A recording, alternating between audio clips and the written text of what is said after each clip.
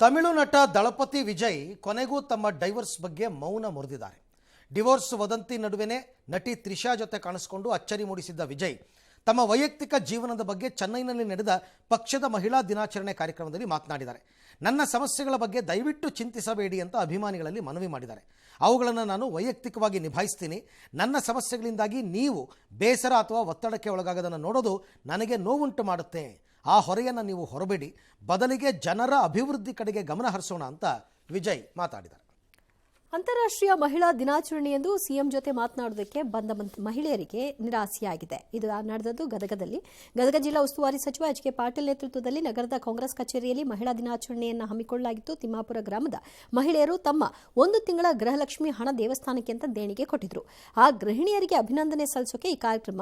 ದೇವಸ್ಥಾನ ಅಭಿವೃದ್ಧಿಗಾಗಿ ದೇಣಿಗೆ ನೀಡಿದ ಗೃಹಿಣಿಯರಿಗೆ ವಿಡಿಯೋ ಕಾನ್ಫರೆನ್ಸ್ ಮೂಲಕ ಸಿಎಂ ಶುಭಾಶಯ ತಿಳಿಸುತ್ತಾರೆ ಅಂತ ಎಲ್ಇಡಿ ವ್ಯವಸ್ಥೆಯನ್ನ ಮಾಡಿದ್ರು. ಆದರೆ ತಾಂತ್ರಿಕ ದೋಷದಿಂದಾಗಿ ಅದು ಆಗಲಿಲ್ಲ. ಹೀಗಾಗಿ ಮಹಿಳೆಯರು ಅಸಮಾಧಾನಗೊಂಡರು.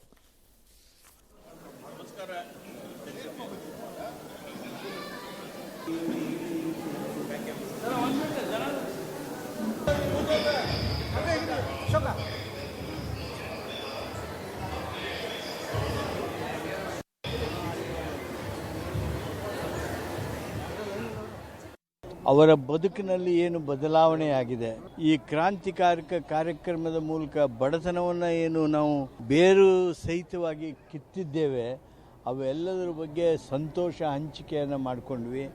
ಈ ಗ್ಯಾರಂಟಿಗಳನ್ನು ಮಾನವ ಹಕ್ಕುಗಳನ್ನಾಗಿ ಮಾಡಬೇಕು. ಈ ಗ್ಯಾರಂಟಿಗಳು ಜನರ ಬದುಕಿಗೆ ಒಂದು ದೊಡ್ಡ ಆಶಾಕಿರಣವಾಗಿ ಬಂದಿವೆ. ಇನ್ನು ಬಿಹಾರ ಮುಖ್ಯಮಂತ್ರಿ ನಿತೀಶ್ ಕುಮಾರ್ ಪುತ್ರ ನಿಶಾಂತ್ ಕುಮಾರ್ ಇವತ್ತು ಜೆಡಿಯು ಸೇರುವ ಮೂಲಕ ತಮ್ಮ ರಾಜಕೀಯ ಜೀವನ ಆರಂಭ ಮಾಡಿದ್ದಾರೆ. ಪಾಟ್ನಾದ ಜೆಡಿಯು ಕಚೇರಿಯಲ್ಲಿ ನಡೆದ ಸಮಾರಂಭದಲ್ಲಿ ನಿಶಾಂತ್ ಸದಸ್ಯತ್ವ ಸ್ವೀಕರಿಸಿದ್ದಾರೆ. ಬಳಿಕ ಮಾತನಾಡಿದ ಅವರು, ನೀವು ನನ್ನ ಮೇಲೆ ಇಟ್ಟಿರುವ ನಂಬಿಕೆಗೆ ತಕ್ಕಂತೆ ಬದುಕೋದಕ್ಕೆ ಪ್ರಯತ್ನ ಪಡ್ತೀನಿ ಅಂತ ಹೇಳಿದ್ದಾರೆ. ನನ್ನ ತಂದೆ ನಿತೀಶ್ ಕುಮಾರ್ ರಾಜ್ಯಸಭೆಗೆ ಪ್ರವೇಶಿಸಲು ನಿರ್ಧರಿಸಿದ್ದಾರೆ. ಅದು ಅವರ ವೈಯಕ್ತಿಕ ನಿರ್ಧಾರ. ನಾನು ಆ ನಿರ್ಧಾರವನ್ನು ಸ್ವೀಕರಿಸ್ತೀನಿ ಮತ್ತು ಗೌರವಿಸ್ತೀನಿ. ನಾವೆಲ್ಲರೂ ನನ್ನ ತಂದೆ ನಿತೀಶ್ ಕುಮಾರ್ ಅವರ ಮಾರ್ಗದರ್ಶನದಲ್ಲಿ ಕೆಲಸ ಮಾಡ್ತೀವಿ ಅಂತ ಹೇಳಿದರು. ಪಕ್ಷದ ಕಾರ್ಯಕರ್ತರ ಆಶಯದಂತೆ ಸಂಘಟನೆ ಬಲಪಡಿಸಲು ನಾನು ಶ್ರಮಿಸುತ್ತೇನೆ. ಬಿಹಾರದಲ್ಲಿ ನಮ್ಮ ತಂದೆ ಮಾಡಿದ ಕೆಲಸವನ್ನು ಜನರಿಗೆ ತಲುಪಿಸಲು ಮತ್ತು ಅವರ ಹೃದಯದಲ್ಲಿ ಸ್ಥಾನ ಪಡೆಯಲು ಪ್ರಯತ್ನ ಪಡ್ತೀನಿ ಅಂತ ಹೇಳಿದ್ದಾರೆ. ಈ ಮಧ್ಯೆ ನಿತೀಶ್ ಕುಮಾರ್ ಮಾರ್ಚ್ 10ರಂದು ಬಿಹಾರದಲ್ಲಿ ಬೀಳ್ಕೊಡುಗೆ ಯಾತ್ರೆಯನ್ನು ಹಮ್ಮಿಕೊಂಡಿದ್ದಾರೆ.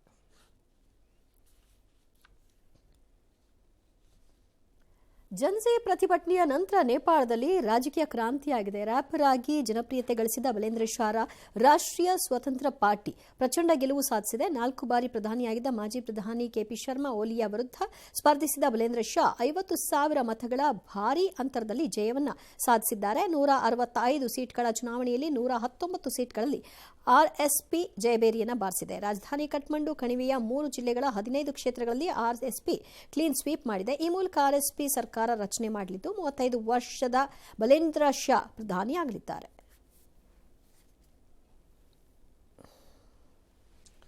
ಇನ್ನು ಜಿಬಿಎ ವ್ಯಾಪ್ತಿಯ 5 ನಗರ ಪಾಲಿಕೆ, ಬೆಂಗಳೂರಿನಲ್ಲಿ ಈಗ 5 ಮಾಡಿದಾರಲ್ಲ, ಈ ವಾರ್ಡ್ಗಳಿಗೆ ಮೀಸಲಾತಿ ಅಂತಿಮ ಪಟ್ಟಿಯನ್ನು ಪ್ರಕಟ ಮಾಡಲಾಗಿದೆ. ಜನವರಿ 8ರಂದು ಕರಡು ಪ್ರತಿ ಬಿಡುಗಡೆ ಮಾಡಿ 15 ದಿನಗಳ ಒಳಗೆ ಆಕ್ಷೇಪಣೆ ಸಲ್ಲಿಸೋದಕ್ಕೆ ಅವಕಾಶ ನೀಡಲಾಗಿತ್ತು. ಕೆಲವೊಂದು ಆಕ್ಷೇಪಣೆಗಳನ್ನು ಸ್ವೀಕರಿಸಿ ಬದಲಾವಣೆ ಮಾಡಿದ ನಗರಾಭಿವೃದ್ಧಿ ಇಲಾಖೆ ಸರ್ಕಾರಕ್ಕೆ ಮೀಸಲಾತಿ ಪಟ್ಟಿಯನ್ನು ಸಲ್ಲಿಸಿತ್ತು. ವಾರ್ಡ್ ಮೀಸಲಾತಿಗೆ ಸರ್ಕಾರ ಗ್ರೀನ್ ಸಿಗ್ನಲ್ ಹಿನ್ನೆಲೆಯಲ್ಲಿ ಜಿಬಿಎ ವ್ಯಾಪ್ತಿಯ 369 ವಾರ್ಡ್ಗಳಿಗೆ ಅಂತಿಮ ಮೀಸಲಾತಿ ಪಟ್ಟಿಯನ್ನು ಪ್ರಕಟಿಸಲಾಗಿದೆ. ಇನ್ನು ಯಾವ್ಯಾವ ಸಮುದಾಯಕ್ಕೆ ಎಷ್ಟೆಷ್ಟು ಮೀಸಲಾತಿ ಅನ್ನೋದನ್ನು ನೋಡೋದಾದರೆ ಎಲ್ಲ ಹೇಳ್ತೀನಿ ನಾನು ಮುಂದಕ್ಕೆ. ಮಹಿಳೆಯರಿಗೆ 50% ವಾರ್ಡ್ಗಳನ್ನು ಮೀಸಲಿಡಲಾಗಿದೆ ಅನ್ನೋದು ಗಮನಾರ್ಹ. ಇಡಲೇಬೇಕಾಗಿತ್ತು, ರೂಲ್ ಇತ್ತು, ಅಂದರೆ ಆದೇಶ ಇತ್ತು. ಮೀಸಲಾತಿ ಪಟ್ಟಿ ಬಿಡುಗಡೆಯಾದ ಬೆನ್ನಲ್ಲೇ ಜಿಬಿಎ ಚುನಾವಣೆಗೆ ಸರ್ಕಾರ ಶೀಘ್ರವೇ ಅಧಿಸೂಚನೆ ಹೊರಡಿಸುವ ಸಾಧ್ಯತೆ ಕೂಡ ಇದೆ. ಜೂನ್ 30ರ ಒಳಗೆ ಚುನಾವಣೆ ನಡೆಸುವಂತೆ ಸರ್ಕಾರಕ್ಕೆ ಸುಪ್ರೀಂ ಕೋರ್ಟ್ ಸೂಚನೆಯನ್ನು ಕೊಟ್ಟಿತ್ತು.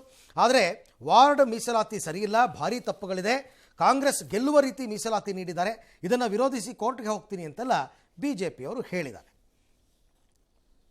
ಓಕೆ, ಬಿಬಿಎಂಪಿ ಮೀಸಲಾತಿ ಈಗ ಸದ್ಯಕ್ಕೆ ಏನು ಫೈನಲ್ ಆಗಿದೆ ಅಂತಕ್ಕಂಥದ್ದನ್ನು ನೋಡ್ಬೋಣ.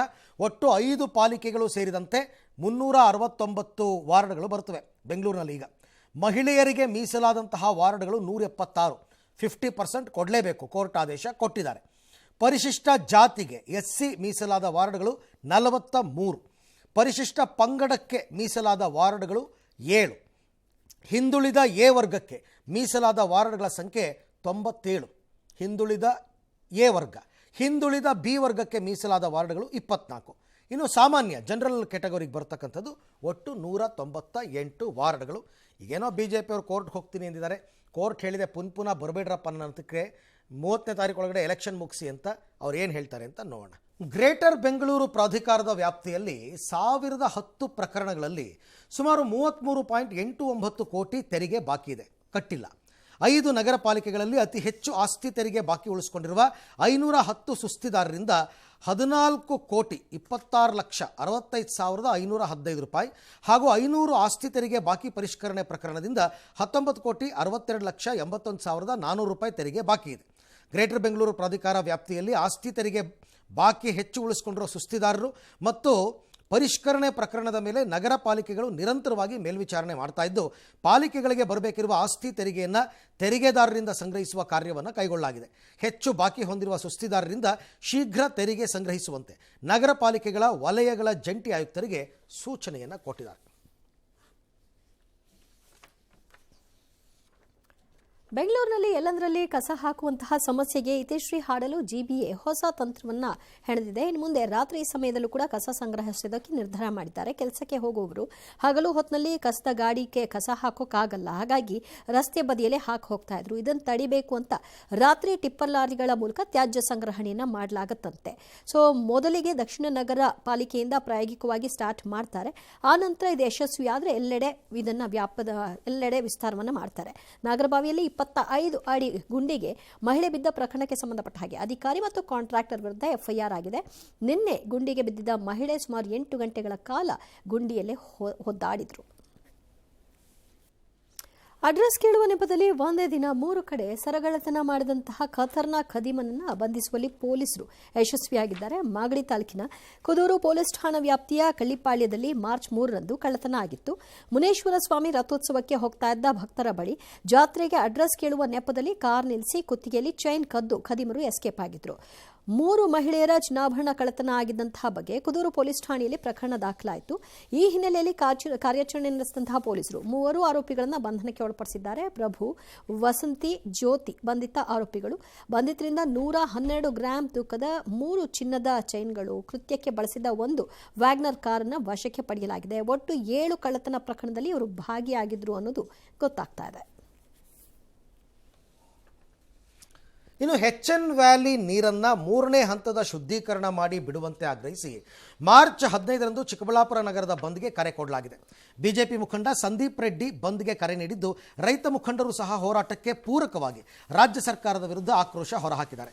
ಚಿಕ್ಕಬಳ್ಳಾಪುರ ನಗರದ ಕಂದವಾರ ಕೆರೆಯ HN ವ್ಯಾಲಿ ನೀರನ್ನು ಬಾಟಲಿಗಳಿಗೆ ತುಂಬಿಸಿಕೊಂಡು CM, DCM, ಸಚಿವರು, ಶಾಸಕರು ಹಾಗೂ ವಿರೋಧ ಪಕ್ಷದ ನಾಯಕ ಅಶೋಕ್ ಸೇರಿದಂತೆ ಜಿಲ್ಲಾಧಿಕಾರಿಗಳಿಗೂ ಕೊರಿಯರ್ ಮೂಲಕ ಪಾರ್ಸಲ್ ಮಾಡೋದಕ್ಕೆ ಮುಂದಾಗಿದ್ದಾರೆ.